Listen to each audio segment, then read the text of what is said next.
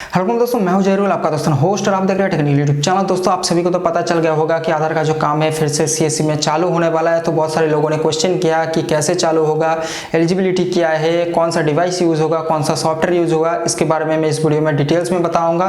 तो इस वीडियो का लास्ट तक देखते रहिए। लेकिन दोस्तों वीडियो को शुरू करने से पहले अगर आपने मेरे चैनल को तो सब्सक्राइब नहीं किया तो सब्सक्राइब कर लीजिए, साथ में साथ बेल आइकन को भी दबा दीजिए, क्योंकि हर वीडियो का नोटिफिकेशन आपको जल्द से जल्द मिल जाएगा। और अगर आपको इस वीडियो का अच्छा लगता है तो लाइक करना, शेयर करना। तो चलिए दोस्तों वीडियो को शुरू करते हैं। तो दोस्तों जैसे कि मैंने बताया कि आधार का जो काम है फिर से चालू होने वाला है, आप सभी को पता भी है, क्योंकि हमारा जो सेंट्रल मिनिस्टर है, आईटी मिनिस्टर रविशंकर प्रसाद जी, उन्होंने ट्वीट करके बता भी दिया है। ठीक है, तो जो आधार का जो काम है सीएससी में बहुत जल्द चालू होने वाला है। तो बहुत सारे लोगों ने सवाल पूछा है कि कौन सा सॉफ्टवेयर में होने वाला है, कौन सा डिवाइस चाहिए, एलिजिबिलिटी क्राइटेरिया पूरी और क्लैरिटी के साथ बताओ।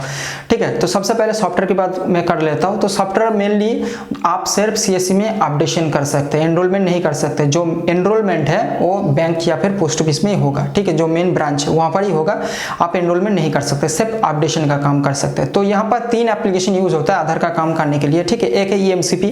ठीक है, ईएमसीपी में एनरोलमेंट भी होता है, अपडेशन भी होता है, सभी कुछ होता है। एक है चाइल्ड आधार के लिए एक एंड्रॉइड एप्लीकेशन है जो टैब में इंस्टॉल होता है, या फिर मोबाइल में अगर ओटीजी सपोर्टेड है वहां पर भी इंस्टॉल हो जाता है, कोई दिक्कत यहाँ पर प्रॉब्लम नहीं आता। एक होता है यूसीएल।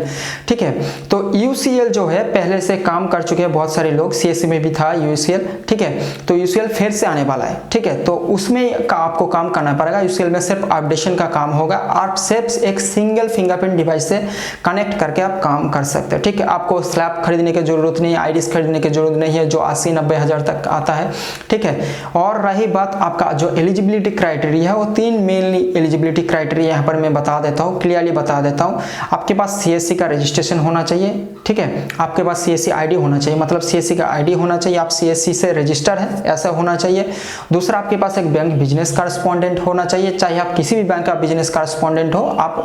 ठीक है, ठीक है, आपके पास एक मिनी ब्रांच होना चाहिए, एक बैंकिंग आईडी होना चाहिए। तीसरे बात जो है, आपके पास आधार का जो एग्जाम का जो क्वालिफिकेशन सर्टिफिकेट है वो भी होना चाहिए। ठीक है, आपका आधार एग्जाम भी क्लियर होना चाहिए। 3 चीज मैंने बता दिया, क्लियर हो चुका है। फिर से मैं बता देता हूँ, आपके पास आधार एग्जाम का सर्टिफिकेट होना चाहिए, आपके पास बैंक का एक आईडी होना चाहिए कि आप एज अ सीएसपी काम करते हैं किसी भी बैंक का, चाहे वो state bank, bank of Baroda या फिर किसी भी बैंक का आप करते हैं।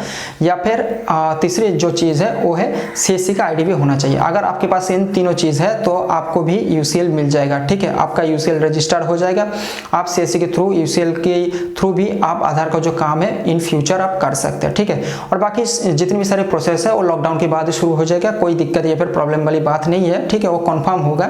तो आप भी तैयार रहिए, अगर आपके पास कोई भी चीज़ की कमी है तो उसको पूरा करने के लिए कोशिश कीजिए। ठीक है, तो अगर आपके मन में फिर भी कुछ सवाल वगैरह है तो आप मुझे कमेंट सेक्शन में बता सकते हैं, या फिर इंस्टाग्राम में फॉलो करके भी पूछ सकते हैं। ठीक है, लेकिन सबसे बढ़िया ये बोलूँगा कि आप इंस्टाग्राम में फॉलो कर लीजिए, उसके बाद डायरेक्टली आप मुझे कॉन्टैक्ट कर सकते हैं। मैं मोबाइल में क्या होता है, बहुत ईजी होता है आंसर देना। ठीक है, तो मैं आपको आंसर देने की कोशिश करूँगा। और अगर आप इस चैनल में पहली बार थे सब्सक्राइब करना तो बिल्कुल मत भूलिए। तो अगर आपको इस वीडियो का अच्छा लगा तो लाइक करना, शेयर करना। तो चलिए दोस्तों, मिलते हैं नेक्स्ट वीडियो में।